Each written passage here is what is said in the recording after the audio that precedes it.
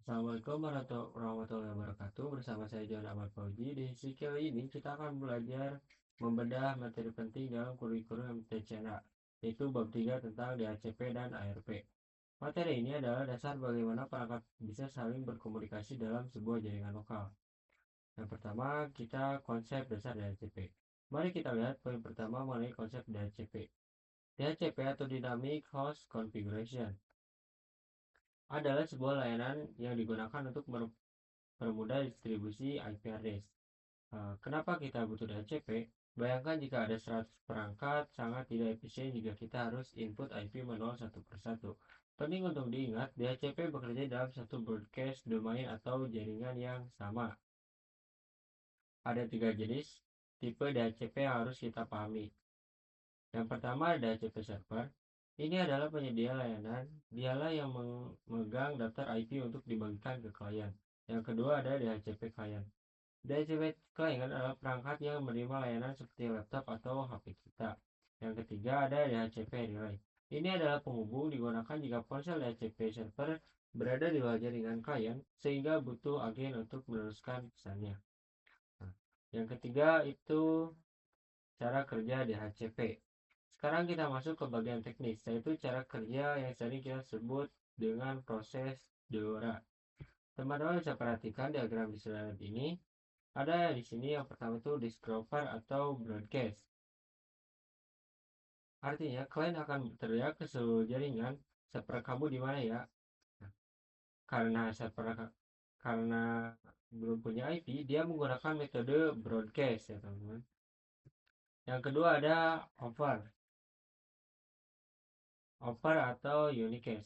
DHCP server mendengar teriakan tadi dan membalas dengan personal unicast. Aku punya alamat ABCD, kamu mau gak? Nah, yang ketiga itu ada request.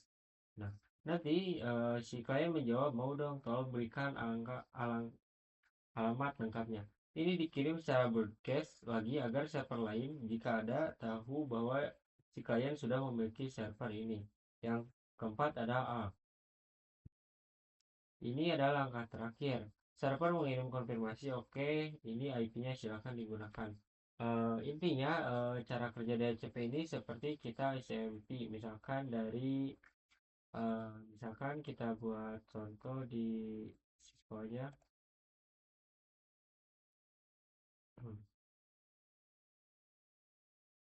Misalkan pada kita tunggu dulu. Nah, misalkan teman-teman punya satu switch dan uh, banyak PC ya teman-teman misalkan.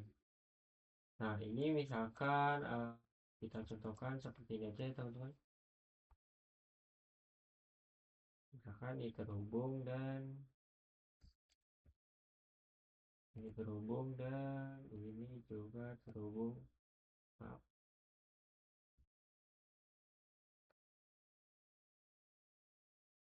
terhubung ke itu. Nah, misalkan si PC0 ini ingin mengirimkan paket ke PC1 ya teman-teman, tapi IP address itu beda, misalkan ini 10.1, ini 20.1, dan misalkan ini 10.1, ini 10.2, dan ini 10.3. Nah, misalkan si PC0 ini mau mengirim paket ke PC1, dia akan menggunakan broadcast DORA ya teman-teman. Eh, Nanti si PC0 ini misalkan kita ada CP, dia ke switch ya teman-teman mengirim pesan nih, eh, server kamu di mana, atau dia meminta IP ya teman-teman ke si switch ini. Nah, nanti dia mengirim pesan ke sini. Nah, dari switchnya nanti akan ngasih ya teman-teman, tapi dia akan ngasihnya ke semua ini. Dia akan mencari kalau nanti si kirim pesan itu ke semua ini, nanti kalau si P1 ini kan tidak meminta ini ya, IP, jadi si pesan tadi itu akan kembali ke mikrotik, melainkan si PC2 ini juga tidak meminta, jadi pesannya akan kembali ke mikrotik. Dan kalau ke PC0 ini dia akan menerimanya ya teman-teman, jadi nantinya prosesnya seperti itu. Nah, mungkin itu untuk pembahasan DHCP cara kerjanya ya teman-teman.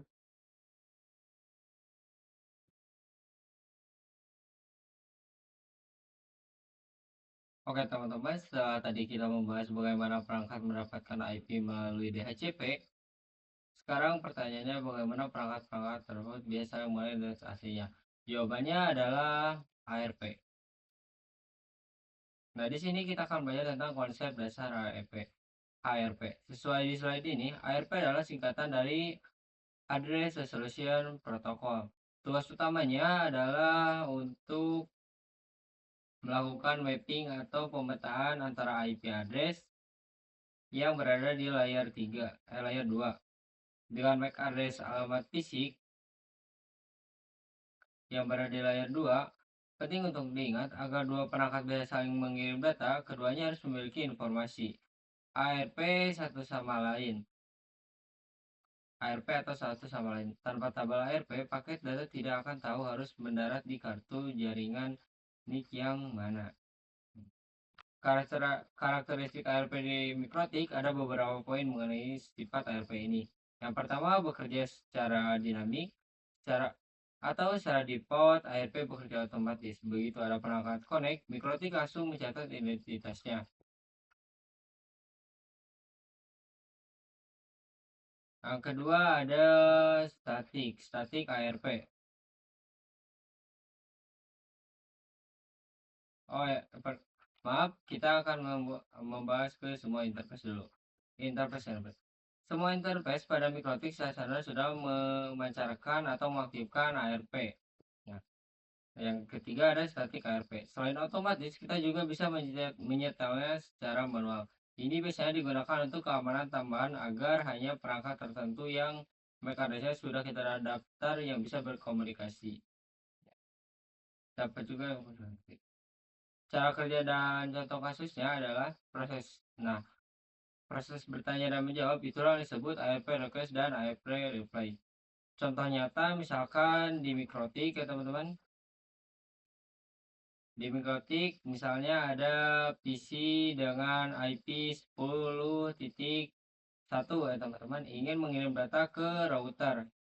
Nah, PC akan bertanya siapa pemilik IP mikrotik ini yang ini. Nah, atau IP address router. Nah, router menjawab itu saya. Maka dari saya adalah misalkan di sini kita coba ping aja ya teman-teman. Kita coba ping uh, Google aja. Maaf. Kita lihat dulu IP-nya. Kita coba DHCP-kan dulu ya teman-teman.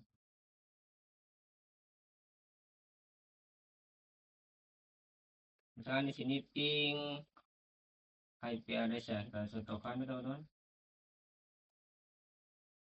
IP-nya 137.172. 137.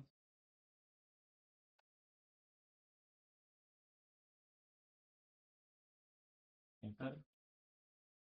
Nah, router jawab itu saya. Maka dari saya misalkan di sini contohnya kita untuk melihatnya itu di Winbox ya teman-teman, di bagian IP lalu ada ARB. Nah, bisa kita sendiri untuk ini ada history ping kita ya teman-teman, dari misalkan dari PC 1 ke IP address 137.1 atau MAC addressnya ini ya teman-teman. Nah, informasi ini kemudian disimpan di ARP tabel mikrotik ya teman-teman. Kalau bisa teman-teman lihat itu untuk melihatnya di bagian IP lalu ARP. Kesimpulannya jadi DHCP itu bertugas memberikan alamat IP, sedangkan ARP bertugas memastikan alamat tersebut sampai ke perangkat fisik yang benar. Misalkan di sini PC kita coba PC yang lain ya teman-teman. Kita coba PC 2 misalnya ini. Kita DHCP dulu. Tunggu dulu. Misalkan ini mau ping Google ya teman-teman.